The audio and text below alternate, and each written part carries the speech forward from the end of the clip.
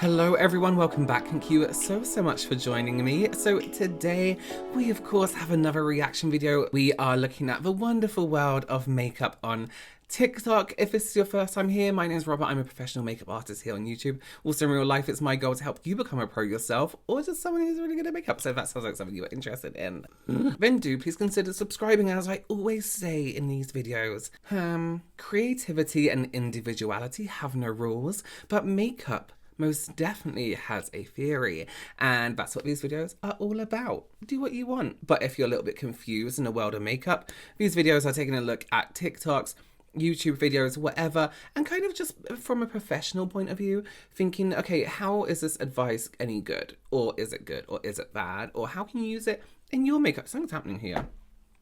I had like a hair and it was all caught up in the gloss. That's so disgusting. Okay. Also, very important message just before we get into it. I know the majority of people watch my reaction videos over everything else, so I do want to say something.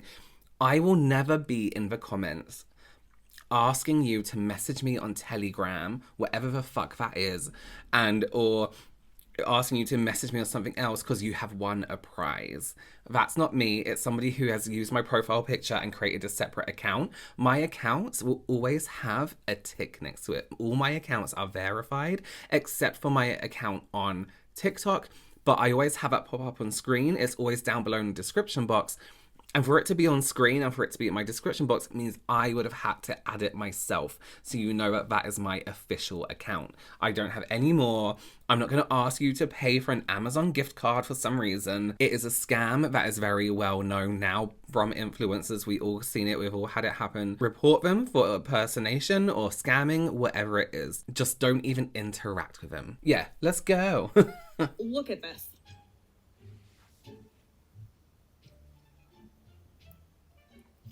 I loathe putting on lashes, so if this works, I am going to be so surprised. Just going to stick the lash on like I normally would.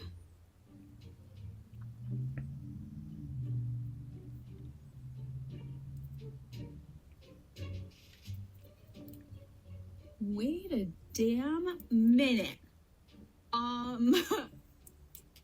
I can't believe that worked. I mean, you know what? I love a good tool that actually helps with your makeup. Not some crap that's just gimmicky and wanting to sell. But when it's actually useful and helps like that, that's such a good idea. Sometimes our lashes can be super curly. Mine aren't.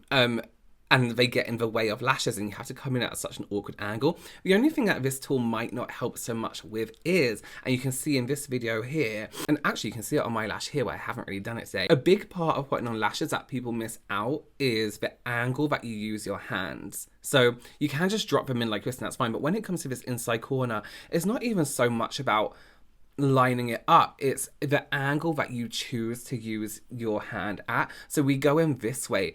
I always, when it comes to the inside corner, I like to use the other hand. So it is really all about how you twist your hands and how you move and what angle you're coming in at. Are you coming up here? Are you coming around this way? Are you going to twist your hand around this way a little bit more to really pull that lash and push it in? So I think the angles and that tool mixed together would be a really great idea. Oh, short and sweet. Okay. That is actually a really useful trick. It looks like it's one of those things that loads of people tag me in and be like, what's happening? But having that kind of measurement and balance and having that kind of angle to your cheek is a great idea. I saw a video recently of an esthetician and she mentioned like the area that she kind of puts like cheek filler in to is that what's called, esthetician, to kind of get it correct and symmetrical with a face. And that guide that person was doing that video is pretty much the guide, so that will give a really great impact. I think that's cute. Again, I like tools that kind of help you with your makeup properly, and what better tool than your hands sometimes.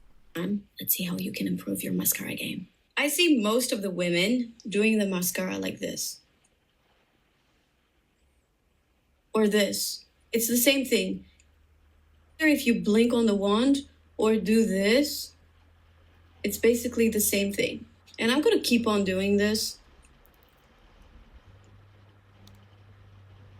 to see how potent this method is.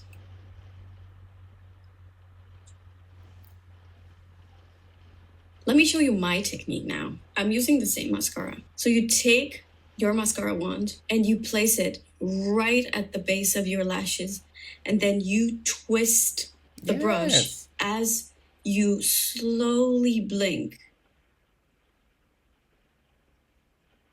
This is going to help the mascara to be deposited right at the base of your lashes, most of it. So it's going to look like you have tight line. By doing so, you are pushing your lashes from the very base, and it will give length.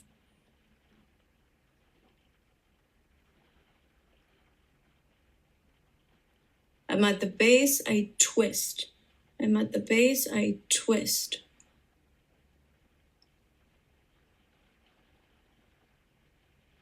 Twisting your mascara at the base of your lashes. It's gonna make your lashes look like this. Do you see how much longer and fuller these are? Your lashes are a lot longer, a lot fuller than you think. Try this method and let me know. That is incredible. One thing, right, as a makeup artist, and I'm sure other makeup artists will agree out there, not everyone, but one thing that I always get asked to if the client can do themselves is their mascara. I don't know what it is. Can I do my own mascara? Maybe it's because they feel uncomfortable with someone close to their eye. And they always do exactly what she was doing in the beginning. They just do this. And it's like, oh, please let me, I can really help you. I can really help you there. That is a beautiful technique. Evidently, it's incredible. I absolutely love the way she does her makeup in general. One thing, am I wearing these inside out?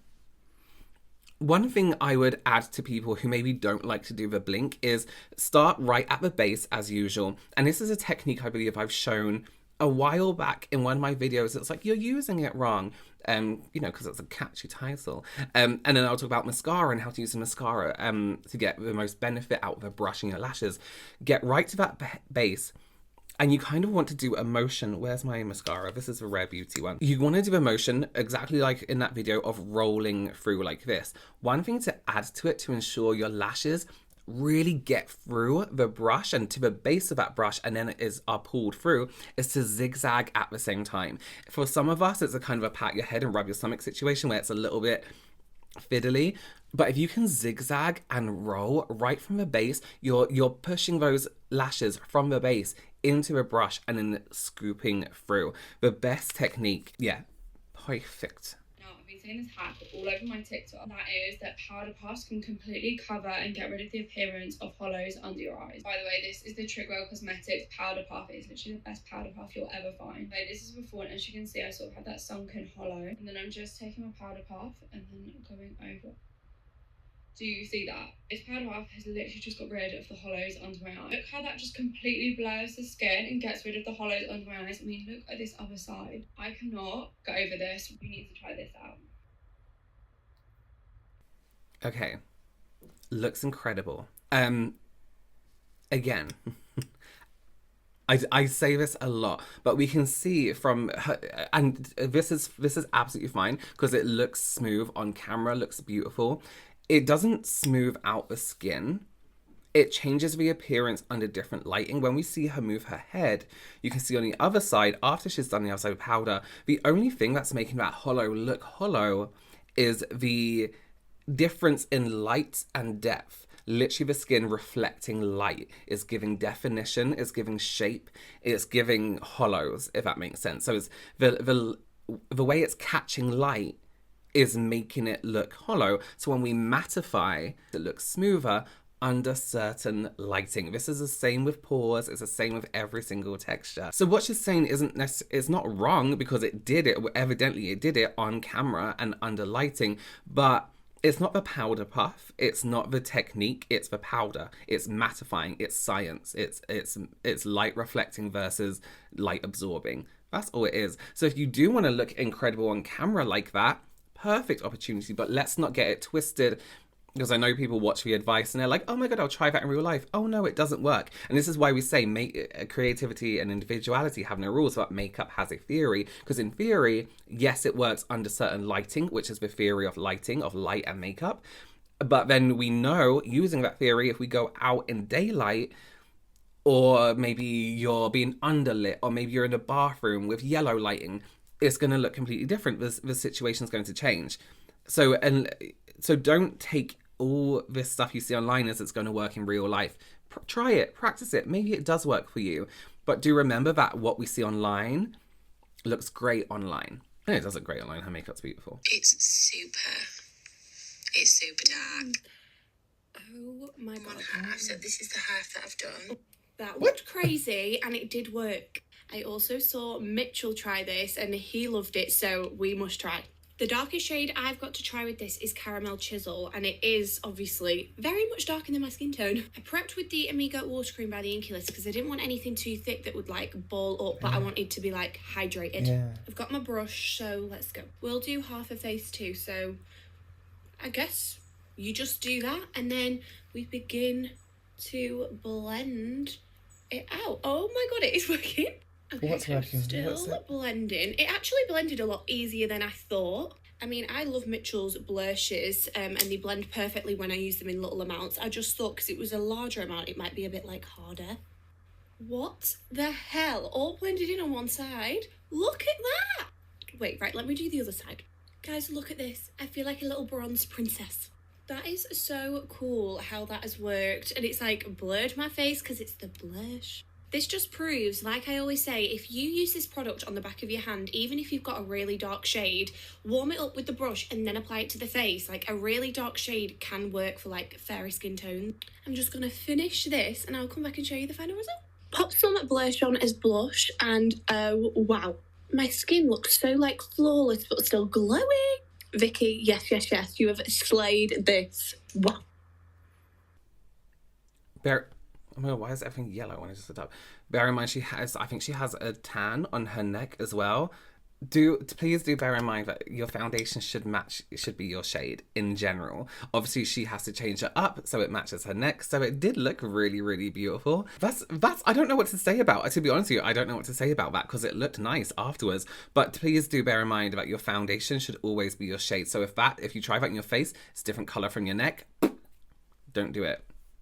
It looked good. I've actually never tried that product, so I wouldn't know. There are ways you can do your makeup to make people feel things, like give them serotonin like a Hallmark movie. Today, we're making ourselves look cold. 45 degrees, it's the holidays, we're drinking cocoa, that kind of cold. Getting rid of any glow, we want a perfectly matte, blurred base. And now I'm going in and layering these pink and orange blushes. I just love the way it looks, but you can use whatever blush you want. Give yourself a blushed mustache and a blushed nose. Now saving the day with some setting powder, it just makes it look so realistic. Now you use whatever basic bitch fall lip you want, okay? I'm using the Pumpkin Spice shade in the Velvet Blur Stick by MAC. Full glam out the door. Let's keep the eyes very simple, very humble. Just using a traditional brow pencil, nothing too trendy, no soap brows.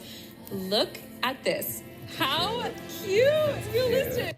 That is cute. That looks really good. This is where I love where kind of like theatrical techniques come hand in hand with makeup, because that's what you do to make someone look cold. You give them redness, you give them something. I always call it like farmer cheeks. Another good trick, if you want it to look really, really real, is to put something like the blush or something on these meaty parts of your hand and then press it under your cheeks like this, because then you get that kind of, and as well as here, because you get that really like cold-ish kind of style. It's what they used to do in a certain century, and you'll notice it in pictures and paintings. They bring that down to here because not only does it look cold, it looks youthful apparently as well. All right, well, thank you so much for joining me. That is all we have for you today. Do consider subscribing, giving this video a thumbs up, and I have a whole playlist I'll put on the screen, of reaction videos for you to watch. Thanks again, and I will see you very, very soon. Bye.